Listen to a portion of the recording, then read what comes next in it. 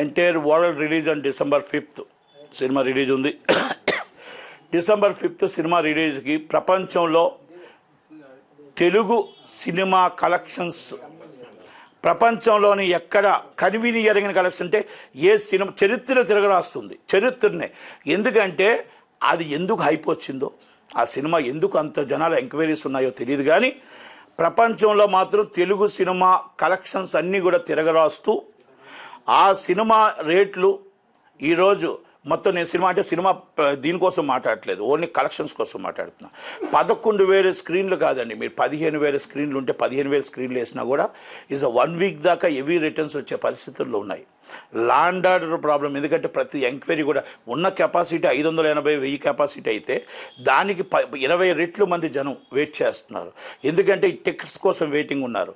Okay, ఇవన్నీ ఒక ఎత్తు అయితే ఇక్కడ దీంట్లో కొంతమంది దళారులు రేట్లు విపరీతంగా పెంచి టికెట్స్ని 5,000కి 4,000కి అమ్ముతామని ఈ వాట్సాప్లో ఈ రూమర్స్ చేస్తున్నారు.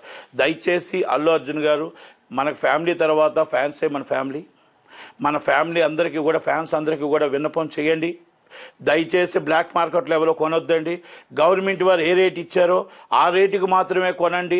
7,000 జీతగాల నుంచి 7 లక్షల జీతగాల వరకు అల్లు అర్జున్ గారు ఫ్యాన్సే కనుక అందరూ చూడాలి.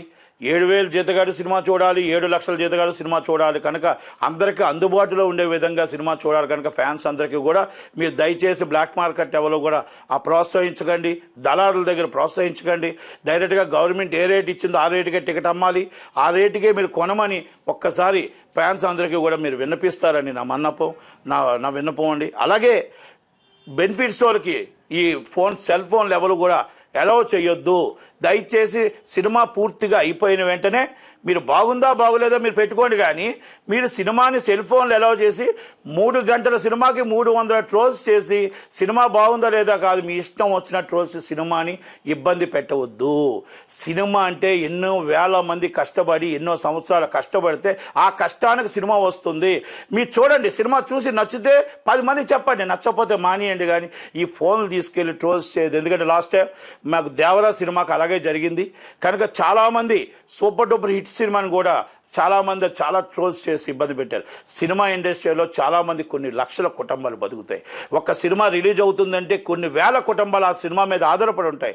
కనుక దయచేసి ప్రతి ఒక్కరు సినిమా ఎగ్జిబిటర్లకి, ప్రొడ్యూసర్స్కి, మా డిస్ట్రిబ్యూటర్లకి, హీరో గారికి అందరికీ విన్నపం, ఆ 2 షోస్ మాత్రం ఫోన్లు అలౌ చేయకుండా దయచేసి సినిమా చూసి బాగుంటే బయటికి వచ్చి చెప్పండి తప్ప దయచేసి మీరు ఆ ఫోన్లు తీసుకెళ్ళి ట్రోల్స్ చేయొద్దు అనేది నా విన్నపం.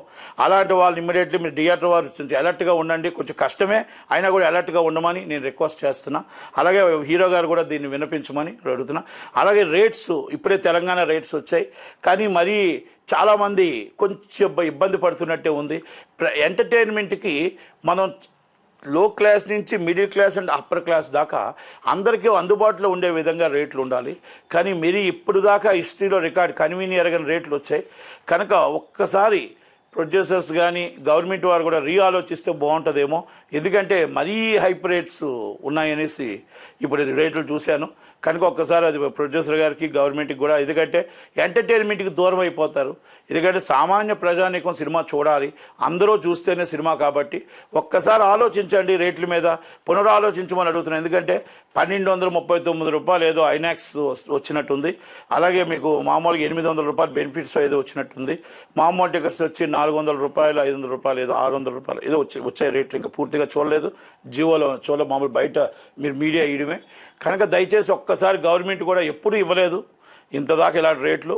కానీ సినిమా హై బడ్జెట్ అయ్యింది, ఎక్కువగా ఎక్స్పెక్టేషన్ ఉంది. కాబట్టి ప్రజలను కూడా మనం వాళ్ళని రెండోసారి 1కి 5 సార్లు చూసే విధంగా చూడాలి తప్ప మనం ఒకటేసారి మనం ఈ కలెక్షన్స్కి టికెట్స్ ఎంత హై రేట్ పెట్టడం అనేది కరెక్ట్ కాదేమో.